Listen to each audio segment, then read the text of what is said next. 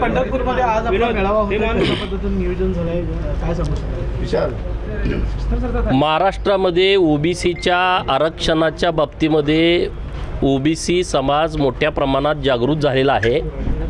OBC आरक्षणातून कुणालाही आरक्षण देण्यात येऊ नये ही समस्त ओबीसी बांधवांची भावना आहे आणि म्हणून माननीय मंत्री छगन भुजबळ साहेब यांच्या नेतृत्वामध्ये ओबीसींचं मोठ्या प्रमाणात संघटन होतं आहे, ओबीसी एकवटतो आहे आणि त्याचंच प्रतीक आज पंढरपूरमध्ये आपल्या सगळ्यांना दिसेल।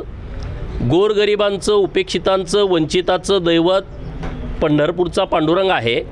जेव्हा जेव्हा आमच्या आयुष्यामध्ये अडचणी येतात, दुःखाचे प्रसंग येतात, तेव्हा आम्ही आमचं गारानं पांडुरंगाच्या चरणी घालतो आणि आजही आम्ही सगळ्या महाराष्ट्रातल्या ओबीसींचं, भटक्या विमुक्तांचं, मायनर ओबीसींचं गारानं आम्ही पांडुरंगाच्या चरणी घालू आणि निश्चितपणे पांडुरंगसुद्धा ताकदीनं आमच्या सगळ्यांच्या पाठीशी उभं राहील असा आम्हाला विश्वास आहे।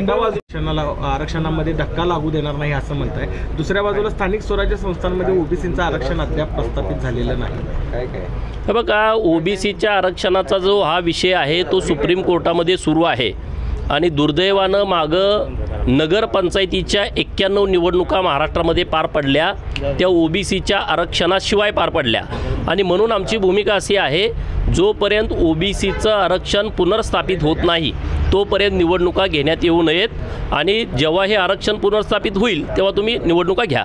मराठा नेत्यांची बैठक पार पडलेली आहे, नाही, मला काही माहिती नाही, तुमच्याकडूनच मला माहिती समजते।